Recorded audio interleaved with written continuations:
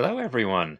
Marc Sabatella for the Mastering MuseScore School, and welcome to the Music Masterclass. Want to thank so much everyone for being here and being part of this new venture here. And it's just it's a hopefully you'll be finding it a great opportunity just to be learning about music and sharing about music and just all growing together. So this is what I'm looking for, and love having all the people here. So yeah, people be telling me where you're from. I see some comments already. I'm in Colorado. So that y'all know that in the United States. And last time, excuse me, I have a frog in my throat today. Um, Last time we spent a lot of time looking at just one piece because we only had one submission because it was all on short notice. And this time now people are starting to be submitting music, and I want to encourage that. I would love to be in a place where we have more music that I can talk about in a week, and we're kind of getting there already, actually.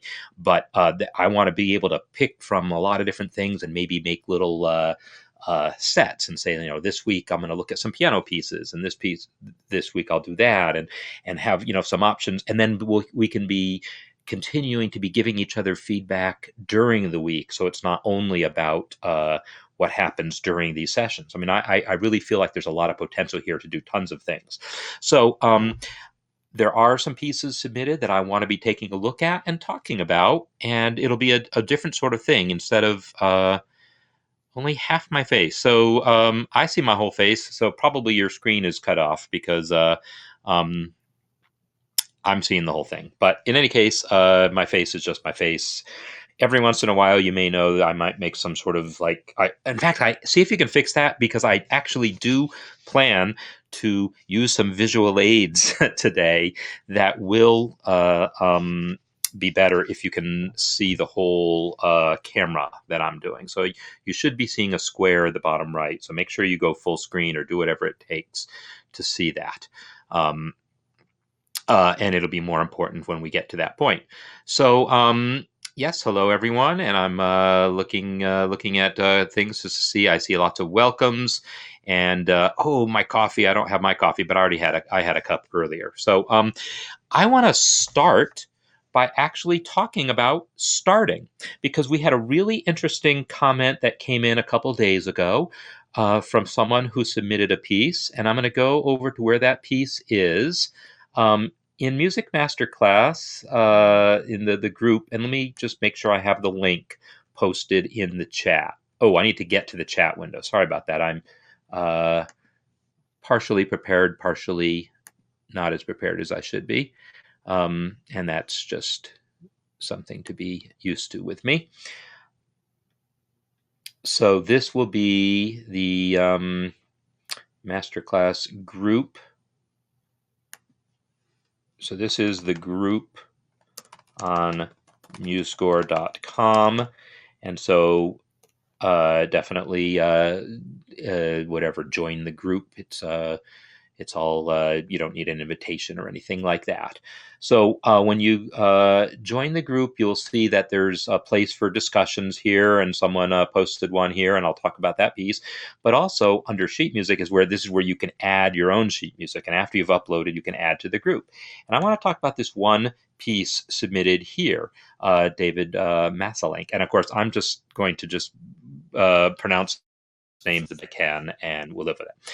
So this comment here, I'm going to read you the comment. You can see it too. But it says it's an early work in progress. He's exploring a melody, and he's got a number of fragments and ideas, and he's kind of using these empty measures here to kind of divide up between sections. Like, this is one phrase here, 4 measures, and then he's got another 4 measure phrase, and then another phrase here that looks like it's about 12 measures, and so forth. It's not necessarily meant to be a piece with all those pieces in order. And so he's collecting his ideas. And so what he's saying is, doesn't want anyone to write the song, but just looking for ideas on developing a method to take this to the next step. And so I figure I want to talk about that. That's the first thing I want to start about. It's a great question about starting a piece. And the way I'm going to do this is show you one of my pieces.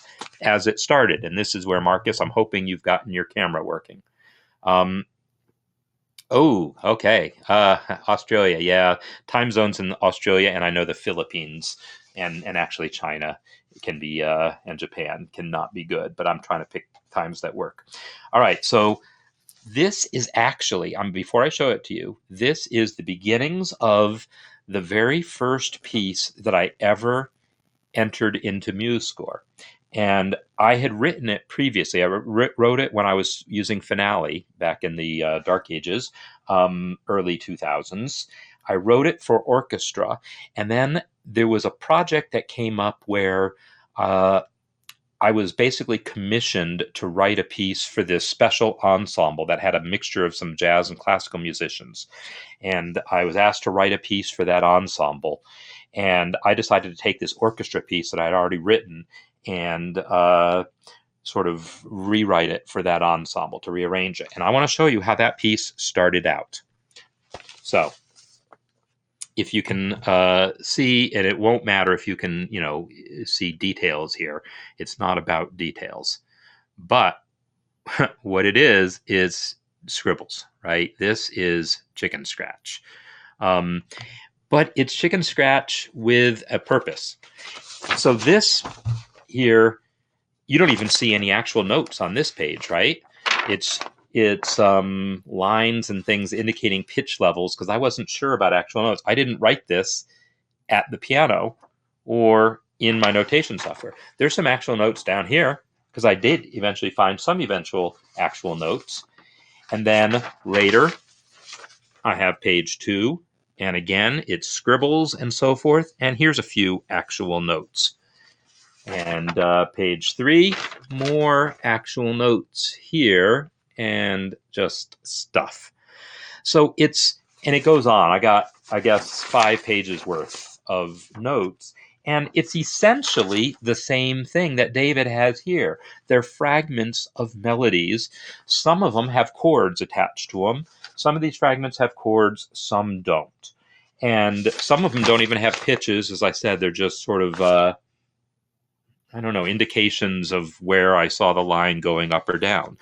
That is what I started out with.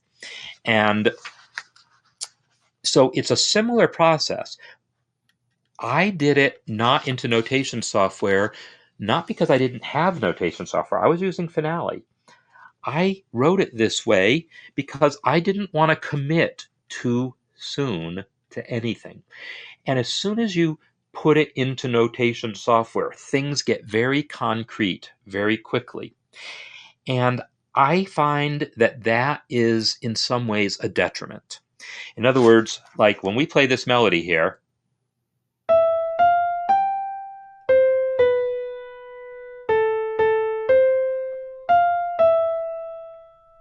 so that is a perfectly fine melody, but we've already now kind of locked it a little bit into a particular time signature, and that might be fine. We've kind of locked it into a particular key, although that might also change, right? We could possibly think about changing this.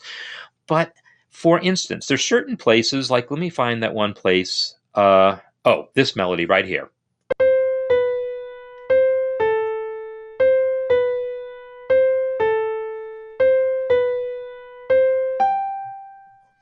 I think that's a beautiful melody. I would observe, though, that melody to me doesn't feel like it's actually in 4. It's written in 4 because that's what what you have set up in MuseScore.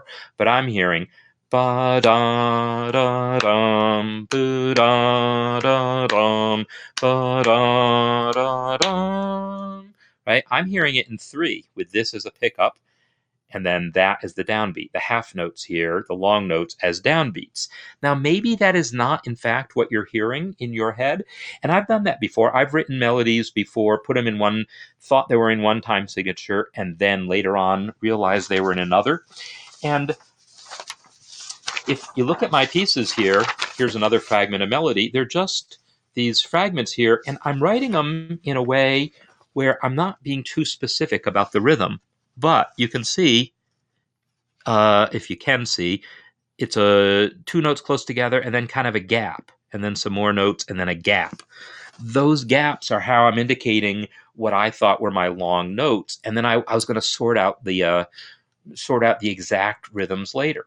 And the reason I make kind of a big deal about this is as soon as you put it down into notation software or into a sequencer or even record it, you are making a very specific decision about an idea you have in your head.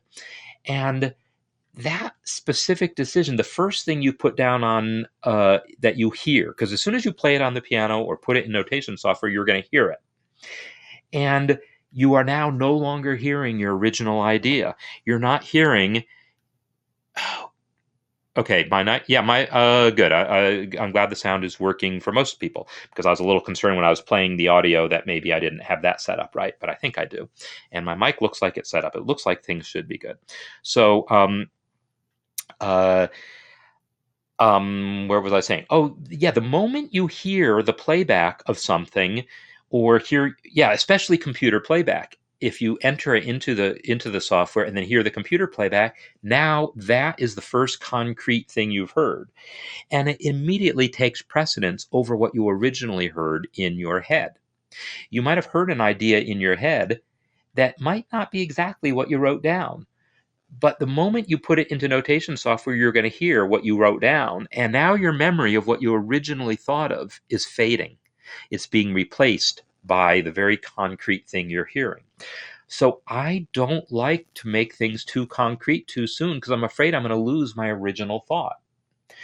And I don't want to lose the original thought. That is where things like those original scribbles that I had were from. I had a particular idea of what this line looked like, and it was pretty clear in my head, but I knew the moment I tried to figure out specific pitches, I was going to lose this. I would probably get some pitch a little bit wrong, and it would be a little bit off. So from my perspective, I love this idea of capturing fragments. I don't love the idea of capturing those fragments by putting them into notation software. That is my bottom line. So you do it if that's what you have, but paper and pencil really does work, and it really is in some ways a better composing tool than the software is. And then you put it in the software and start working with it. That's my personal recommendation.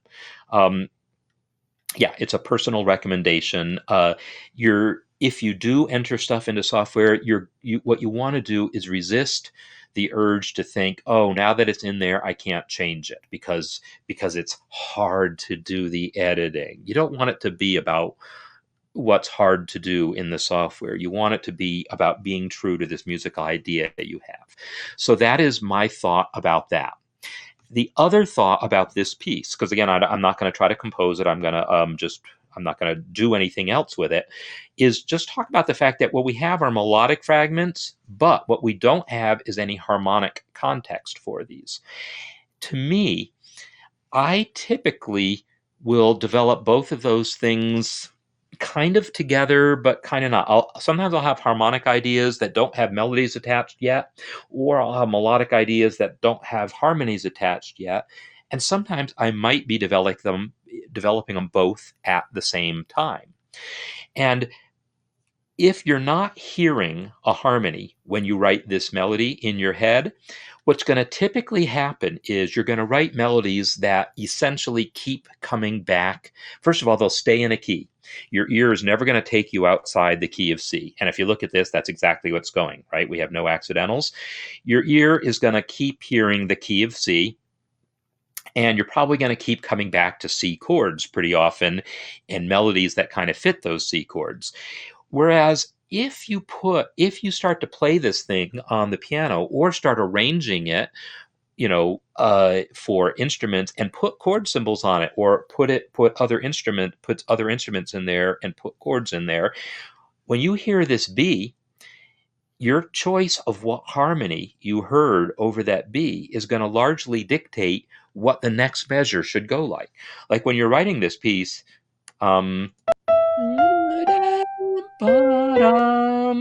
if I'm hearing that B with a G in the bass, so it's a G chord, it kind of makes me want to come back to a C chord, or maybe to an A minor chord, which is what I have.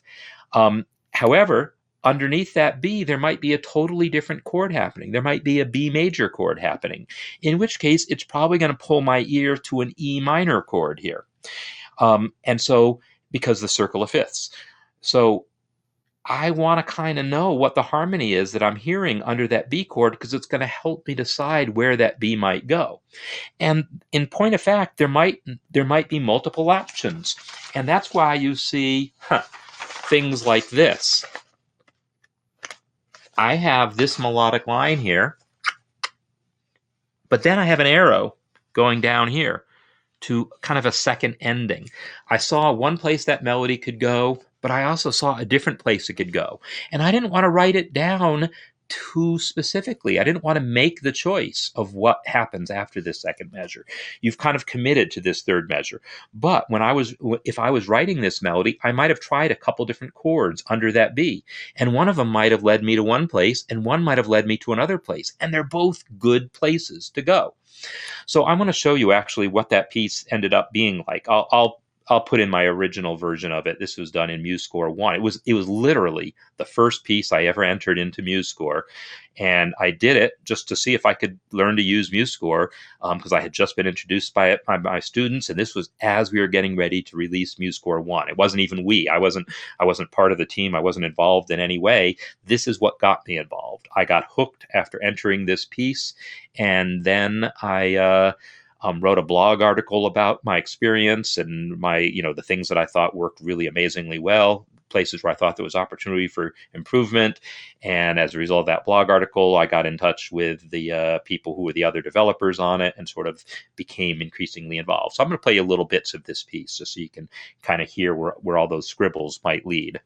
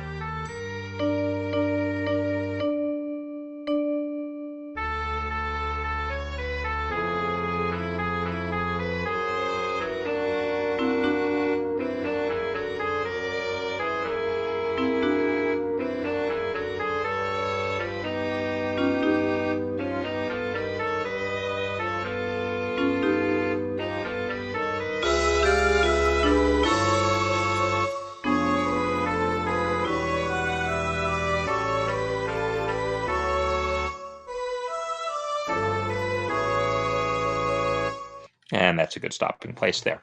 So that's just part of the piece. And it goes on and it does a lot of different things that are all, not everything that was on my original piece of paper is made it into the final piece. But a lot of it did. And a lot of times after I put scribbles down, I realized connections that weren't obvious. Like, I don't know, David, you probably realize that this little snippet of melody here is the same snippet you have down here. Doo-da-dum, doo-da-dum, right? And it's the same basic fragment. Actually, here it's exactly the same. Boo-doo-da-ba-dum, doo-da-da-da-dum. And he does have it going to different places, right? Here it's going to the A, here it's going to an E. So we have that same fragment going to different places. Here we have that fragment going shorter, just the beginning of that fragment going yet another place. So he's got these things going on, absolutely. But for me, having them in this format is a little less fluid. And I saw a comment coming in about like, well, sometimes it's hard to know what notes you're hearing in your head until you play them. And this is why ear training is such an important thing. It's often thought of as like, oh, this thing that you do if you go to music school, or if you want to be a professional singer and you want to sight sing, or if you're a jazz musician and you're trying to transcribe solos or whatever. But no, ear training is really important because you want to be able to go from this, as a composer, from this idea you're hearing in your head to knowing what that idea is with as little guessing as possible, because every wrong guess erases a part of that original melody. So if you're a composer, you want to guess wrong as little as possible. You really want to listen to that inner voice and put something down and have it be as right the first time as you can have it. So I'm checking out the comments here. So yes, I am totally singing the thing in my head, listening to it, and I'm writing it down on paper. Now, I do compose at the piano all the time. And I try to do the same thing first, where I don't just play until I like something. I do that, but once I'm on a track of liking something, I try to slow down a little bit and really think through what I'm playing before playing it, so I don't just play on autopilot and play the same stuff I always play. I really want to listen to that inner voice as much as I can, because I think my inner voice is more creative than my fingers. My fingers are going to go and follow the same ruts they've always found, but my inner voice can often find other things. So, oh yeah, 4/3 in my piece Dusk. There, I had a 4-tuplet, and this was actually a big question in my mind, whether to write this as a quadruplet. So it's 4 beats in the space of 3, basically, because really, you can see it's 4 beats in the space of 3 all the way through. I could have just notated this still in 4/4 and said, oh, but the tempo got faster. And I think my original version of it did that. I think I did keep it in 4/4 and just put a notation of the tempo getting faster. And I discussed it because it was originally written for orchestra, and I discussed it with the conductor of the orchestra, who was a grad student at where I was working on my composition degree. He was working on his conducting degree, and I discussed with the conductor which would be the better way of doing it, whether it was better to indicate a tempo change with quarter notes or a time signature change with tuplets. And it really ended up being a little bit of 6 of one, half dozen of the other. But in any case, that's what that's about. So that is basically what what this was about. And so there's also a question about the slashes in the piano part. So you have to remember, I mentioned that this is for an ensemble that was a mixture of classical and jazz musicians. The vocalists and the violinists were classical musicians. The saxophonist and the vibraphonist were jazz musicians. The pianist was me, so I'm both. The bassist and drummer were jazz players, and the clarinet player was a classical player. So for me as a jazz pianist, it's often easier for me to just play from a chord symbol and construct my own voicing, my own rhythms for accompaniment. And that's what these slashes mean. It means, here's a chord symbol, do your own thing here. Now, in that passage, you can see the piano part has some places where it actually is fully notated, right? I play that chord. Then I have this section where I just write chord symbols. And I think I knew what I was supposed to do here, and I think I just played chords. But some places I'm actually improvising, right? I'm a soloist. I'm improvising my own melody over that. But that's not happening here. Here, I think I'm really just playing chords. I'm just a member of the ensemble, but it was easier just to give myself chord symbols and let me improvise the rhythms and the voicings. But other places, I wanted very specific patterns to be played, so I wrote those out. There are places, though, where I do very specifically solo, and I think I probably put that notation to myself that you're supposed to solo here, but I actually don't remember. The piece just goes on and on. It's a long piece. I'll play a little bit further just so you can hear where it goes.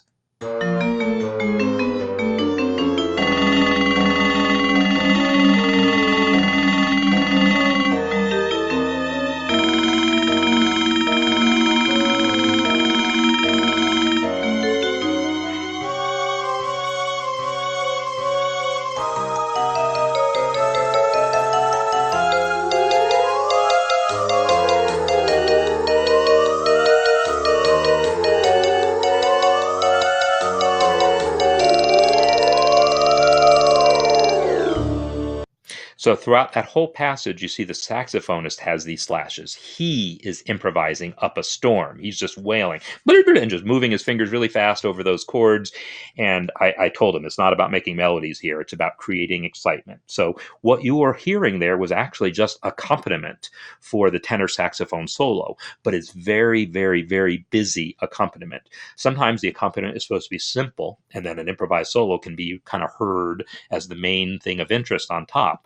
But here, the accompaniment was meant to be about as interesting as the solo. The solo just is meant to sort of take it to the next level. Yes. So the phone. I assume you're talking about the vibraphone. That little figure. These guys here, right? The tremolos. That does sound a bit like a phone ringing. It doesn't sound that much like it with real instruments, but it did. And this is actually, because this was done in MuseScore 1, it's a very old sound font that's nowhere near as good as the current sound font. But in any case, that's the piece. And yeah, so it's a kind of long piece. It goes on for about like 10 minutes of all sorts of different things going on. But a lot of the pieces interrelate. And I'll talk about that actually before I go on and start looking at some other music. I want to talk about the relationships here. This passage that happens, I have to find the passages in here. It's this passage right here.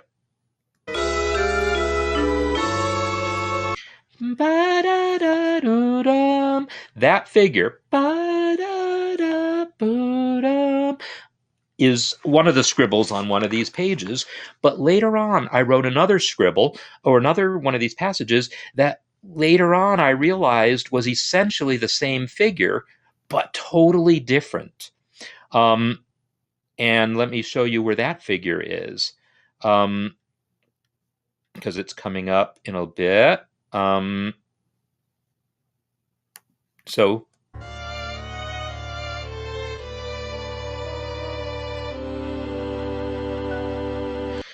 I get to play with this figure. That melody, the original one was ba-da-da-boo-dum. This is ba-da-da-da-dum, right? They're kind of similar figures. That figure eventually becomes this figure.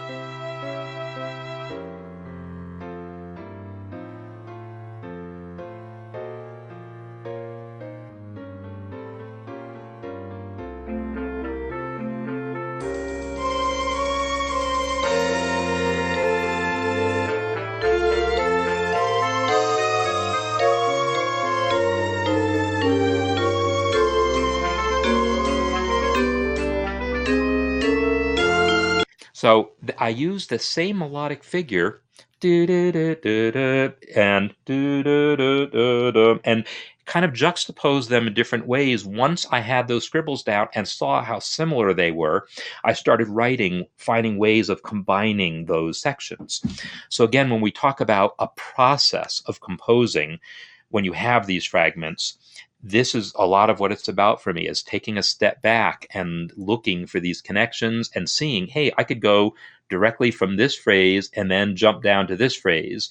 And then later on, maybe this piece comes back later, but maybe this piece relates to, because this piece also looks like maybe it's not in 4/4 to me. When I see all these ties across the bar line, it makes me suspect that maybe this is another 3/4 passage like that other passage was.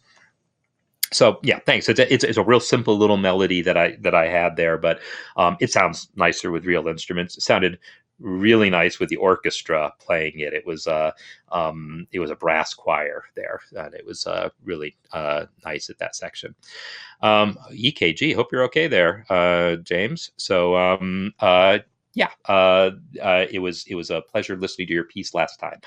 So all right, so that's a lot about process. So I mentioned there were some other pieces that were submitted, and so by all means, people be submitting your pieces, so I'd love to comment about other people's stuff, but I want to talk about one of the other pieces that was submitted, and there were several pieces of very different character. One of the things I want to do is I had mentioned that last month in the MuseScore Cafe, I did this uh, fall challenge, I called it, about creating a choral setting of some poem about autumn. And so I might do something like that here where I give everyone a project to work on so that we can get some pieces of a similar type of character that I can look at together. But meanwhile, it's fun to just sort of see what people are working on and see what people are actually doing. So I'm going to go to my music masterclass here and look at some of the other pieces that were submitted. And I want to talk about, well, yeah, there were all sorts of different things here, but I'll go with this one here. The autumn sketch. These were all posted in the music masterclass group on MuseScore, or they were comments. They were posted and then comments added to the course on my site. So make sure you're actually enrolled in that if you want to be able to post comments there. But I'm going to play a bit of this piece, and I've already forgotten whose this is. Let's see. He's got it in. Oh yeah, so I'm in my presentation view because I like my presentation view, except I can't easily switch back to page view. Oh yeah, Aaron, that's right. Okay, so let's go ahead and check out this piece, or at least portions of it, and let me talk some about it.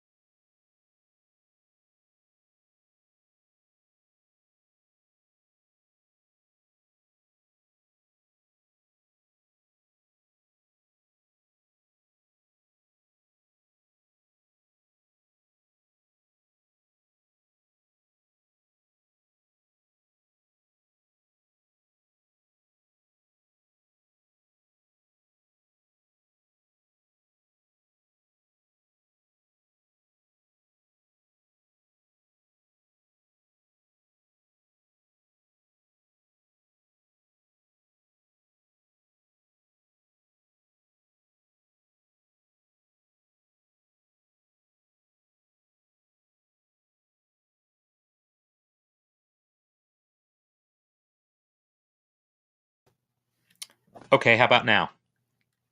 Now? Can you hear me now? That might have worked. Now? Yes. All right, good. All right. So, yeah, I am really sorry. It's I've been talking to the support people from the company that's hosting how I do these broadcasts, and we traced it down to an internet connectivity issue that's somewhere. But it's weird because I'm still on the internet, but it's somewhere further down, further upstream. So I'm going to switch to where that key change was. So because we were hearing the music and it looked like we had it up until shortly before the key change, maybe. So I'm going to try again.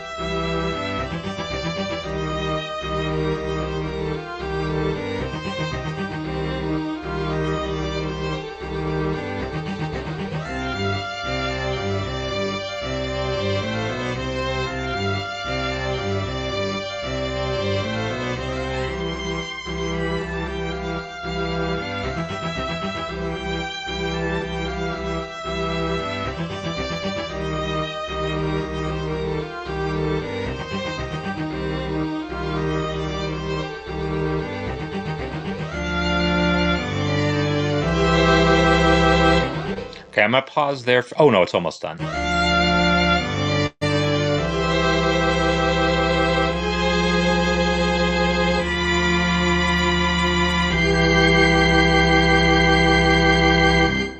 All right, nice job, Aaron. So, yeah, there's lots to talk about in this piece, and so I'm going to kind of jump around a little bit and just give my comments on some things. Aaron, if you have particular questions you'd like to ask, feel free.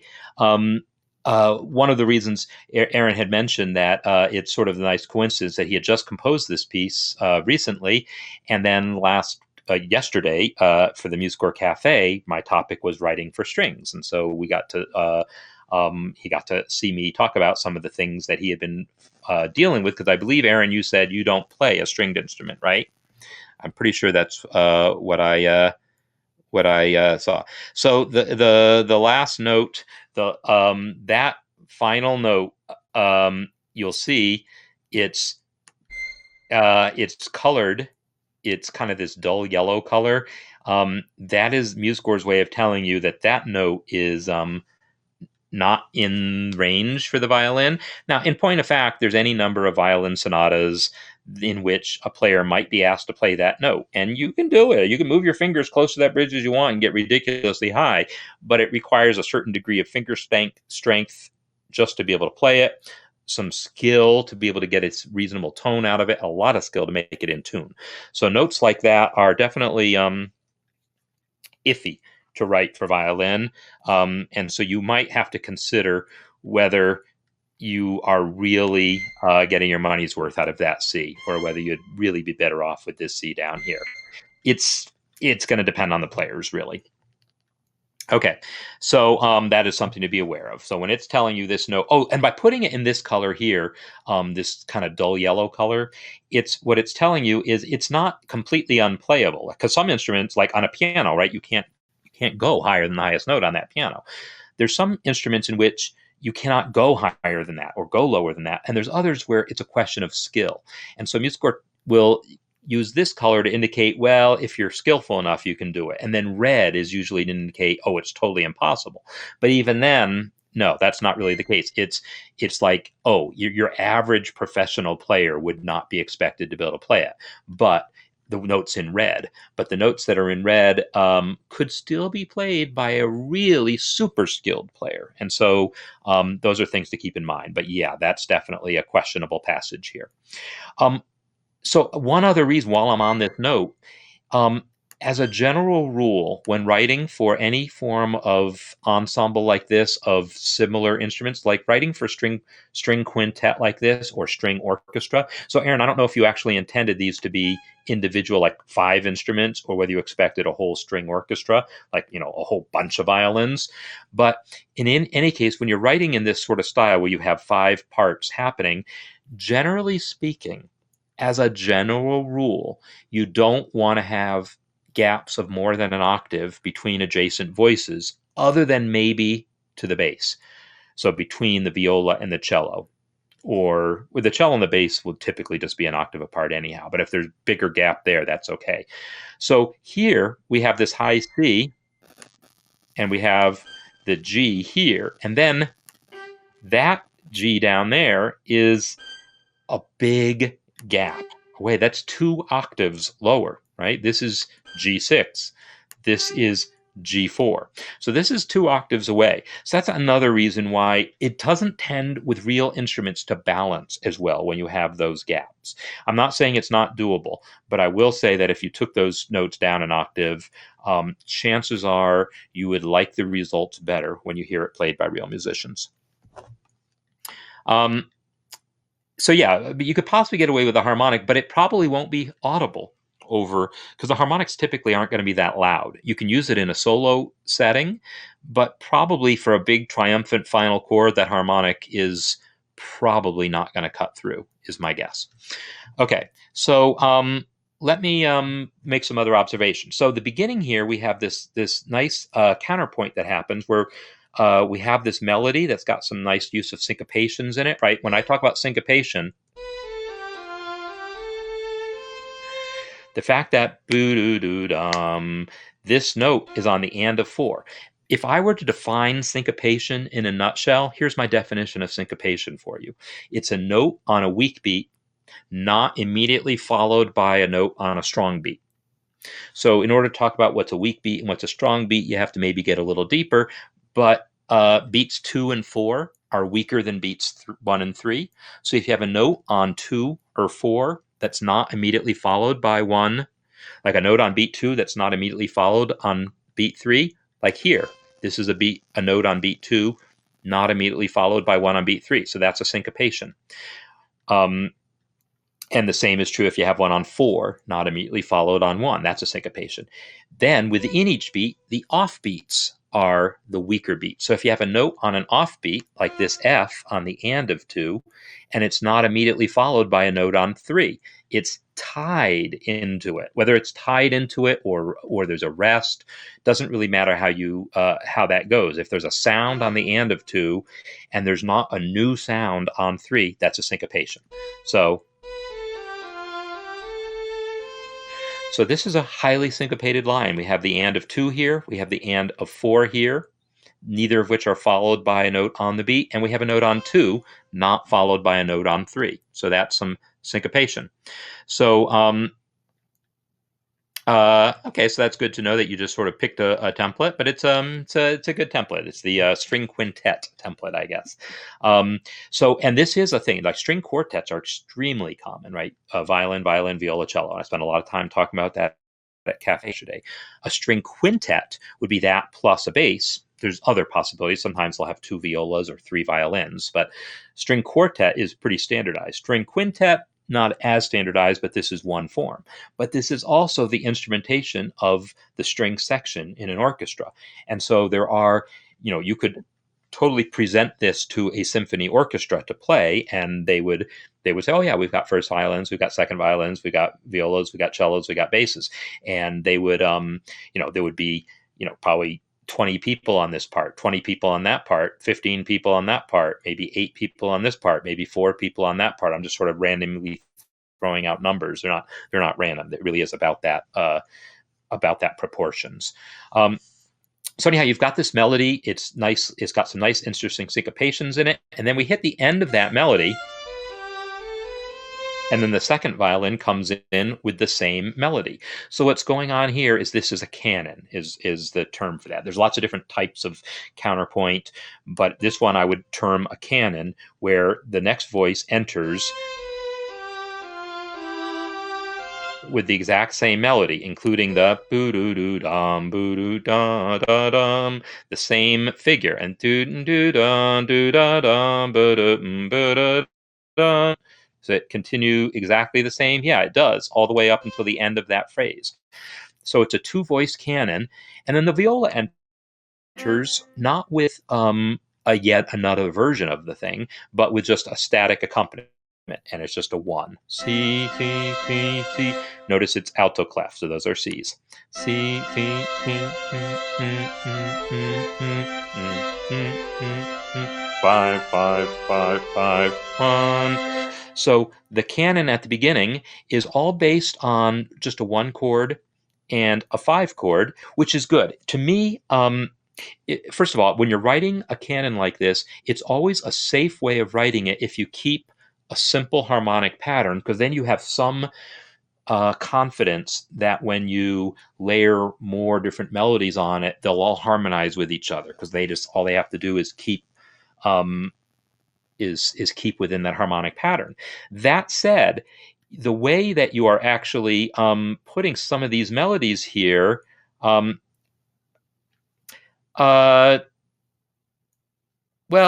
no, this really does feel, I mean, there's an A held over there, but this does feel like a C chord.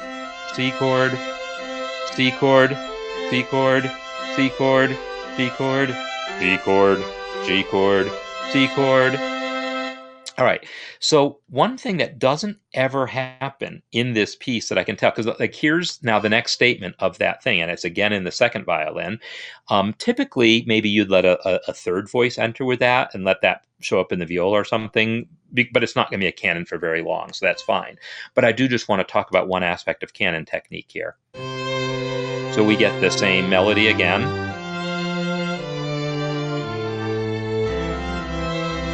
So right, it's that same melody again. When you have a canon, it's expected that you're going to have the entire melody play out, and then the next melody enters again when the same point the first melody ends. But there's another thing that you can do when you're writing any form of counterpoint, including canons. In a fugue, it would be called stretto, and what that is entering with one voice before the previous voice finishes its line. So what I could imagine is the violin has entered with this.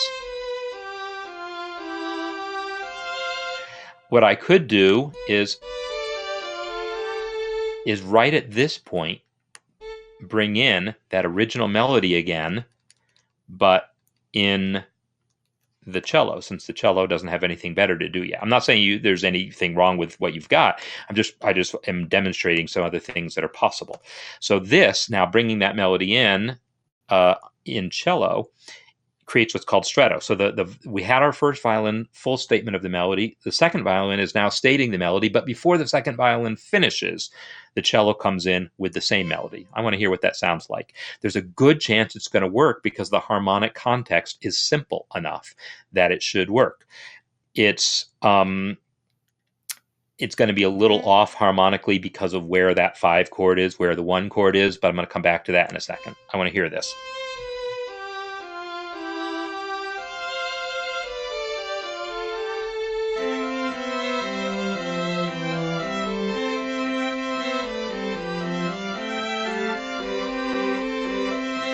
So to me, that works really well until I get to this measure. And then unfortunately, this note doesn't really fit my G chord. And what I could do is cheat, change it to a B.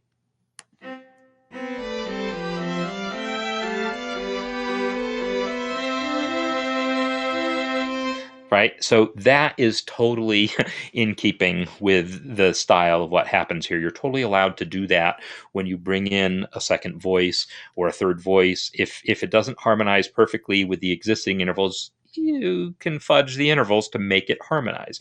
There's certain contexts in which that's considered okay, certain contexts in which it's not considered okay, and so you define your own context and you make it be okay if you want. So anyhow, that is a technique to be aware of, that you can play with ideas like that. Let me undo all those changes because I don't want to mess up my copy of your piece. So anyhow, as far as the whole introductory counterpoint section, it's all based really on this 1 chord and the 5 chord, and yet there's sort of other implied harmonic motion, especially in the 3rd phrase here. Like at that moment right there, the cello is on an F, right? Actually, the cello's on an F and the violin's on an F. F, right. So at this point, we really have an F and a C happening. This isn't so much the C chord anymore. Now it feels more like an F chord, and yet we've been kind of conditioned to accept just a C chord happening. There's a certain style of counterpoint that's going on here that I've often, I sort of associate with Aaron Copland, and I mention this despite not having a shred of actual evidence to back me up on this with. But I feel like Aaron Copland uses this technique of writing a melody that's basically diatonic, putting it in counterpoint with itself, harmonizing it with other things, and then not worrying about what the chords all add up to. Being okay with the fact that there's going to be certain clusters of sounds that happen sometimes that maybe don't make sense harmonically, but it's all diatonic notes, and we're all going to eventually resolve to a tonic, and we can get away with it. And so there's an aspect of this that reminds me of that.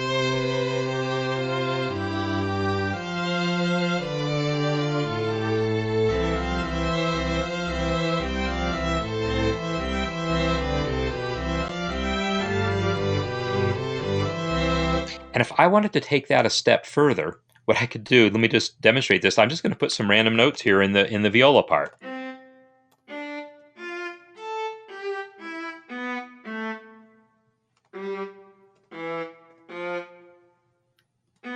Here we go.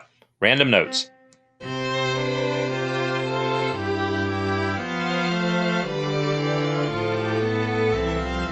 And hey, let's give the bass some random notes too.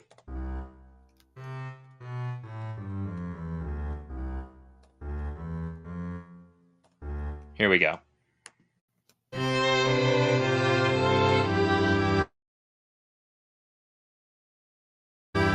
So the thicker you get with that texture, the more dissonances that get created. But now check out what happens when I come out of it.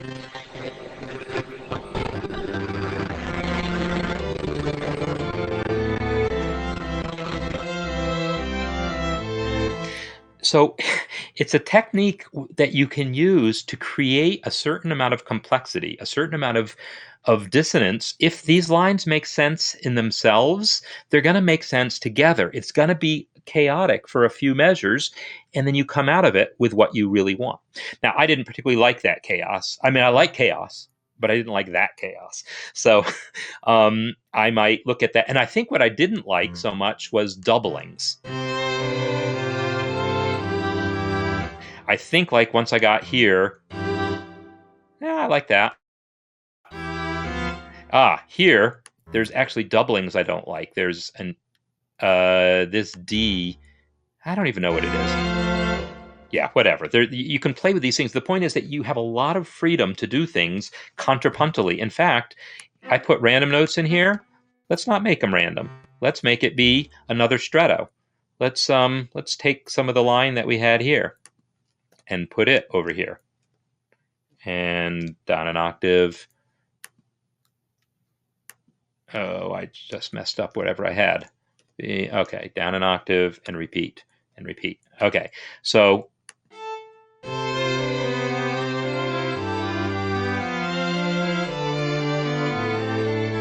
the point is you can get away with a ton of things that don't necessarily line up harmonically. Like you can't say, oh, this chord was this chord was that, this chord was that, but you can get away with it because you're creating tension and release within a diatonic scale. So you've created the a framework in which you can get away with a lot more than you actually did. Not that you have to, but I'm giving people ideas of things to try. So yeah, what you have harmonically makes sense. You had C chords and G chords, and it was all fine. And what I'm saying is you could actually push that even further. So then you get into other passages where there's like a different key center, right? It feels more minor.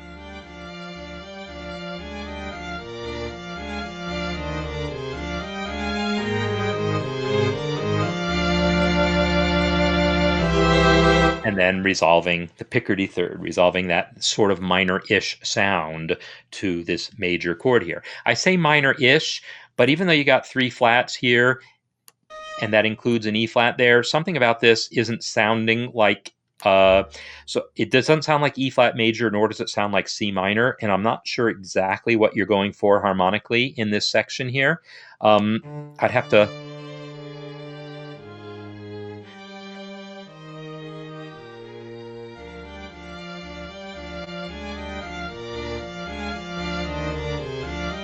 That all feels to me like it's a B flat 7 chord, possibly missing its B flat, and it's more like a D diminished chord that's happening through here. Because I see the D down here, I have my A flats here, I have more Ds, more A flats, I have Fs happening in here. So yeah, this is basically outlining kind of a D diminished chord, which would be the 7 chord in the key of E flat. And then more A flat in the bass, and here we do get some B flats happening. So this feels like it's kind of this 7 chord or things happening in the key of E flat. And the chord that's happening right here is that diminished chord again, D, F, D, F, D again, F again. We're not hearing the A flat anymore, but we just did hear the A flat, still ringing in my ears. So I'm still hearing that as a diminished chord, even though the A flat isn't currently being played. So it's like the 7 chord in the key of E flat or the 2 chord in the key of C minor, but then resolving to C major. So you've got this play between kind of a C minor thing and a C major thing that you're making very explicit with the key signature, and that's great. Later on, you do that in places where you're not doing it through the key signature, and that's great too.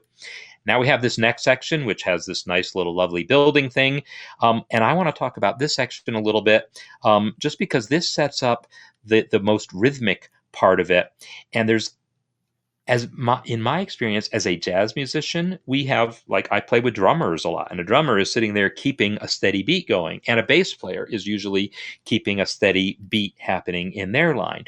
When you're writing for a string ensemble, or really any type of setting that's not a 20th, 21st century jazz or rock setting, you don't have a rhythm section, right? That's a jazz and rock thing.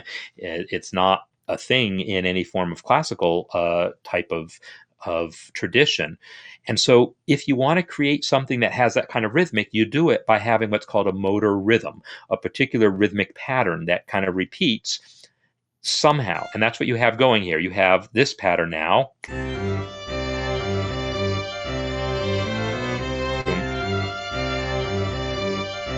Right, this boom, that kind of pattern is kind of repeating, and it's offset a little bit. Yeah, do do dum bum, right? So it's where the thing is in the beat keeps shifting, and that's great. That's called hemiola. Well, it's one type of hemiola when that happens, or rhythmic displacement is actually a better description of that here.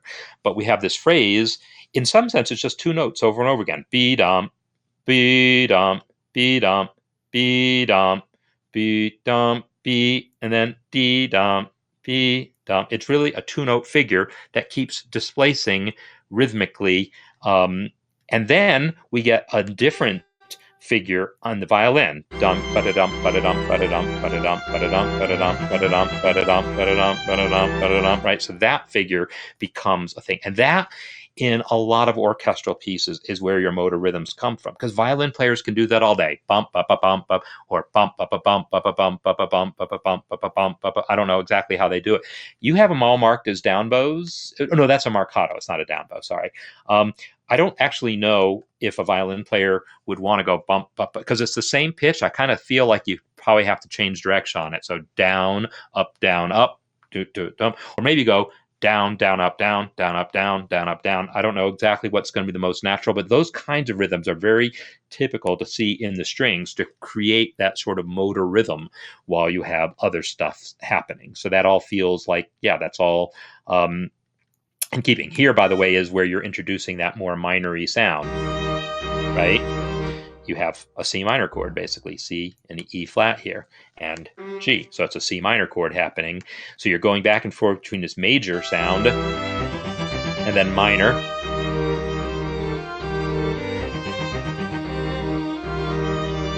And then it's going to come back. Here, it's ambiguous. But it's got E naturals in it. You're not really stating the E as clearly as you might want to have.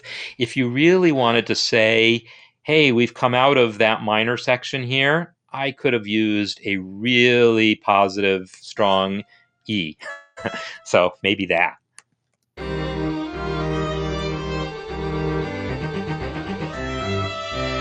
Except I don't like it against that melody. So just for grins, I'm just going to take that down a step too. Oops, I didn't mean down an octave. I meant a step. All right, I just want to hear this.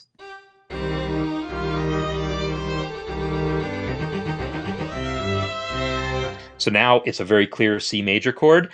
I like ambiguity too, so I don't want to like say there's anything not, no reason. There's no reason not to do what you've done here, but it definitely is quite a bit more ambiguous. Very clearly minor. And then at this point, the E naturals, the only E naturals that are showing up are buried in the middle of that 16th note, and that's why I call it ambiguous.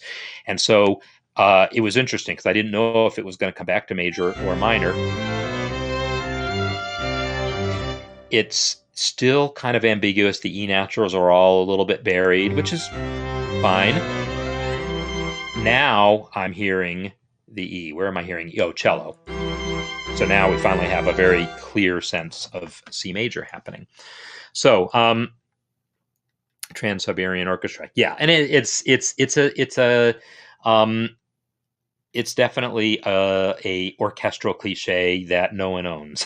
No one owns the rights to. It's out there. It's out there for public domain usage. So everything that's happening in this piece, I would say you are very much writing in the style. I'm not saying you don't have your own unique things going on also, but I'm saying you are, I think, effectively evoking the way that people write for orchestra when they want to get these kinds of effects. So I think that's working out really nicely. So great. So yeah, as far as the canon goes, it's literally a canon when it's literally the repetition. So because I sort of missed that comment before. So it's literally a canon this far, up to here. When the third voice enters, you could call it an accompanied canon. Now it's a canon in which the third voice didn't enter with the same thing, but with a new thing. Although I still look at it and wonder if I entered this voice, because what's a little odd about this, I should point this out. Harmonically, we have a 1 chord, and then maybe a 5 chord, and then back to a 1 chord, a 1 chord, a 1 chord, a 5 chord, and a 1 chord. So that should work. 1 1 5 1, 1 1 5 1. So I feel like if I make that entrance work out perfectly, I entered it at the wrong point. 1 1 5 1. Here is the start of that passage. So if I do this, I will now have more of a canon happening.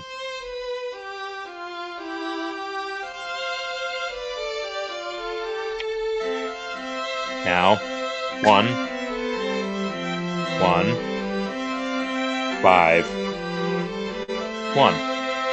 So not that was more of a canon than it was before, but when I it is now a third voice entering. So yeah, it is that much more of a canon, and it's accompanied by viola, which is fine. It's an accompanied canon. That's a thing. So So yeah, anyhow, that idea of that sort of imitative counterpoint is a really powerful device, and you sort of don't use it so much in the rest of the piece, and there's little bits of imitation that happen, but then it's not as obviously canonistic, and that's probably something that you could think about whether you want to reintroduce, because really that whole opening melody, does that even ever come back? Ba-da-da-da-da-da-dum. I don't know that that melody re-enters anywhere. And Aaron, you could probably tell me if it does. But uh, so cool. I'm glad you like that thing. So this melody that does happen that with the glitch, I feel like in this section here, where you have this sort of triumphant melody happening in this violin.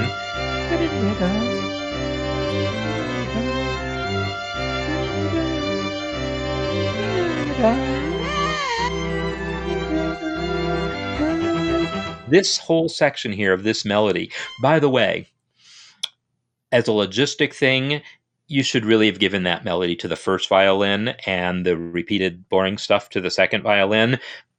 It's just how it's done. We put the highest part and the most interesting melodic part in the first violin usually, and then the second violin has whatever's below that. And sometimes the melody might not be the highest thing, and then it's okay to do this. But here it's both the most interesting thing and the highest thing. So the tradition is there's no reason not to put it in the first violin. So somewhere I would have figured out how to reverse your voices to get that into the first violin. It's just how it's done. I don't know. But in any case, somewhere in that passage where you have all this interesting melodic stuff happening, it would have been really nice to refer back to your original melody, and that lovely syncopation in particular. I mean, this first melody, is a nice, simple melody, and then that little syncopated passage is nice. I would love to have heard that re-enter somewhere in this section, whether it becomes part of the melody or whether it becomes accompaniment to it. That would have been something to consider bringing in. And chances are there would have been ways of making that work as well. So there you go. So there's other pieces that got submitted. I'm going to take a look at some of those as we go along. I'll make a quick thing, and I want to ask the question because I mentioned that. Which one is it? I think it's this one here. Actually, no, it's not. I think it's none of those. So let me find it. I have it online. So it's this score here, which is of a totally different character. And this is what I want to talk about next week, as well as anything else that gets mentioned. Oh, shoot. Where did I put it in the wrong place? So comments on the scores section here is where it was. Sorry, I got to find the thing because I definitely it's for Kika's score here, and you did get the score. You did find the link, and I did find the score, and now I've lost where it is. But in any case, it was. Oh, here it is. So the deal is, it's quite atonal, and I like atonal music. I like your piece, but I want to know if there's anything you can tell us about the strategy. If there's it doesn't seem to be anything like an actual 12-tone row or a particular organizational strategy. But I'm going to play a little bit of it.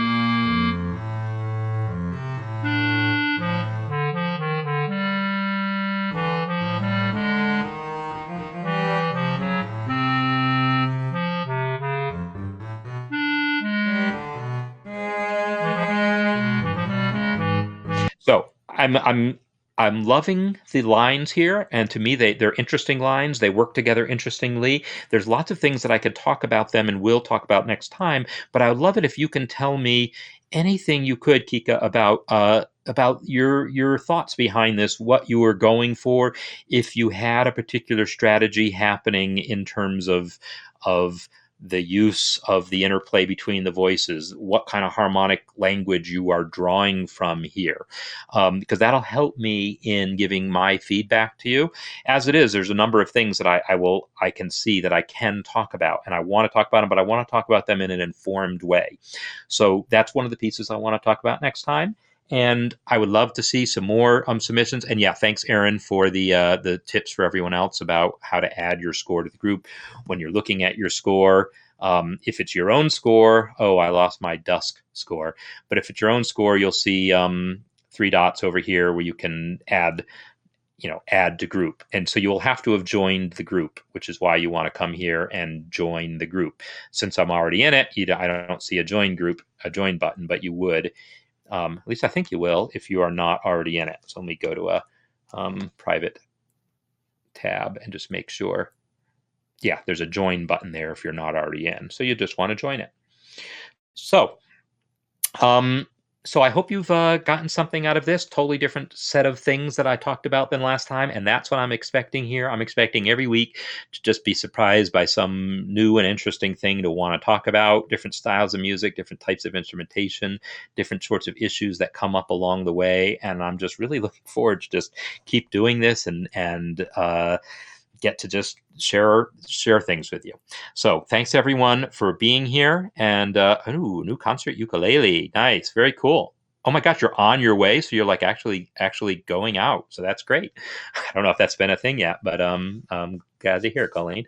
All right, so I will hopefully see lots of you guys next week, lots of you guys and girls, and just feel free to keep adding music here to the Music Masterclass group here, or within the class in the school here, where you can just go to where it says scores or recordings.